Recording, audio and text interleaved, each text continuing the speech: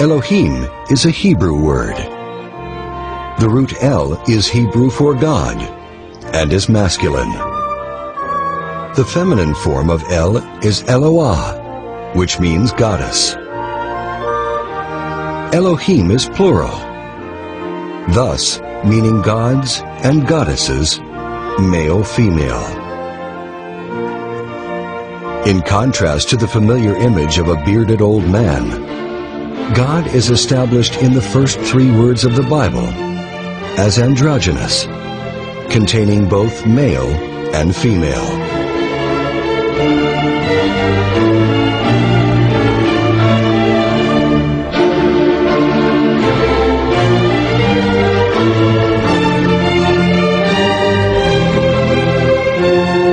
The word Elohim has many meanings. In one sense, it refers to angels, the governors of creation. These divine beings are male-female, in the image of their Creator. This is clearly illustrated in most ancient images of angels, showing them to have the attributes of both man and woman.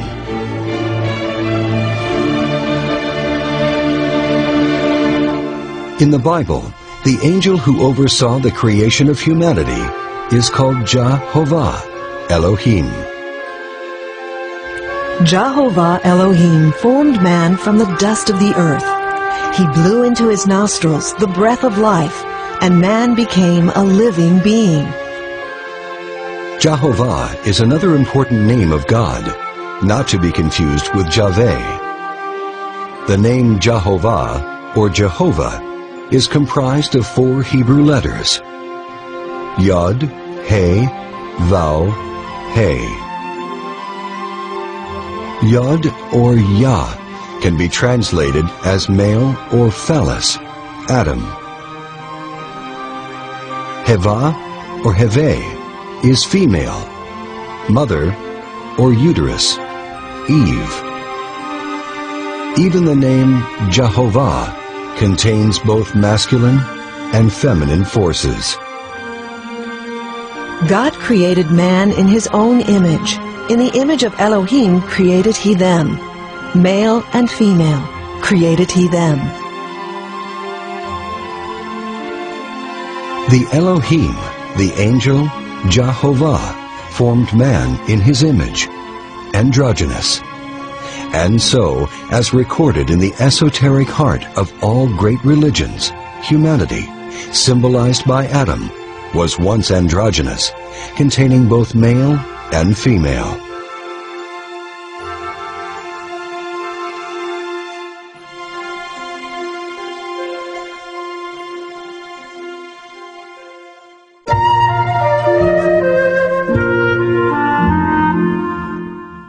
Jehovah Elohim planted a garden in Eden in the east, and placed there the man whom he had formed. Eden is a paradise of perfection. Eden is symbolic of the innocence and happiness that was once the natural state of humanity. The humanity of Eden was pure, knowing only goodness and virtue. As reflections of God, humanity embodied the 7 virtues of the soul.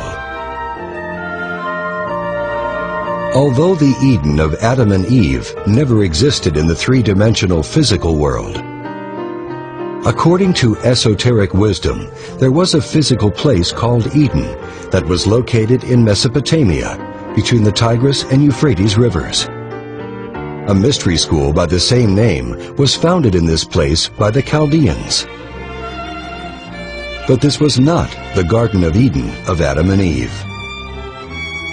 According to esoteric wisdom, there exist 7 fundamental dimensions. Do you not know how Allah has created the 7 heavens, one above the other? The ascent and descent through these realms by the beings that inhabit them is represented in the Bible by Jacob's ladder. The Bible states that when Jehovah Elohim created Adam, he placed Adam in the Garden of Eden. Esoteric wisdom states that this is the fourth dimension, the world of vital energy. In Hebrew, it is called Yesod, which means the foundation.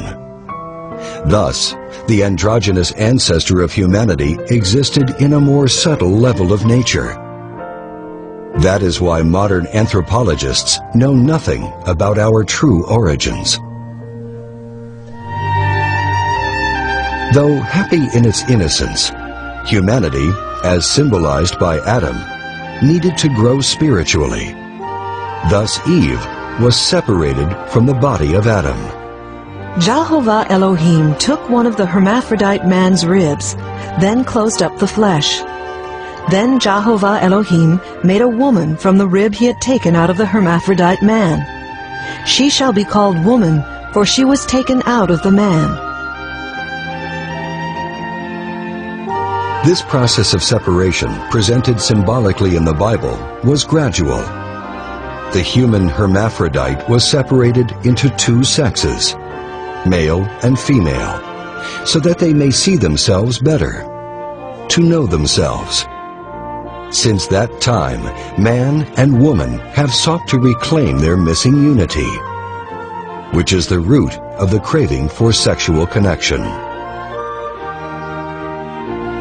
For this reason, a man will leave his father and mother and be united to his wife, and they shall be one flesh.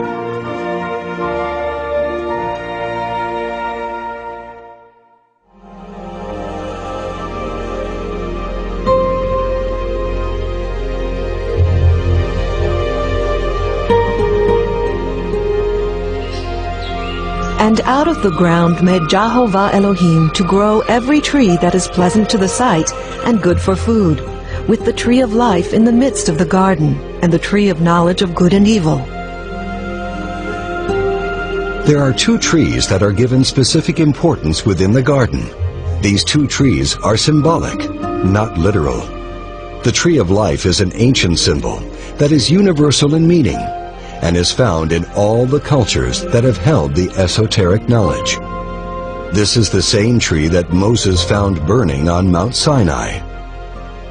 This is the tree under which the Buddha Shakyamuni found enlightenment. This is the world tree of the Mayans, the tree of life of the Aztecs, the great Nordic tree, Yggdrasil, that supports existence in its powerful boughs. In the mystical tradition of Judaism, the science of the tree of life is called Kabbalah. But this wisdom is universal and can be found in every great religious tradition, although it appears under many names. The science of the tree of life is a map of the universe and of the human soul. Just as the tree of life maps the macrocosmos, the expansive universe, so too does it map the microcosmos, man, the reflection of the universe. Thus the wise recommendation etched in stone above the entrance to the famous oracle of Delphi. Man, know thyself, and thou shalt know the universe and its gods. The tree of life symbolizes the structure of the soul and the structure of creation. Its roots are in the highest realms, and its branches and leaves are all the worlds and the many beings that exist. This tree gives forth fruit, life, sustenance, and wisdom. In the Bible, Moses wrote that Adam and Eve were free to eat of the tree of life. This means that Adam and Eve were free to feed themselves with the science of the tree of life, the science of God, Kabbalah. And as the tree of life also symbolizes the soul, Adam and Eve, humanity, were allowed to enjoy the benefits of abiding in a state of perfection, with an awakened consciousness. A fully illuminated consciousness is represented in the tradition of the Christmas tree, a symbol of the tree of life as passed down through Germanic esoteric traditions. Possessing an illuminated tree of life within, means that one's inner senses are fully opened and active.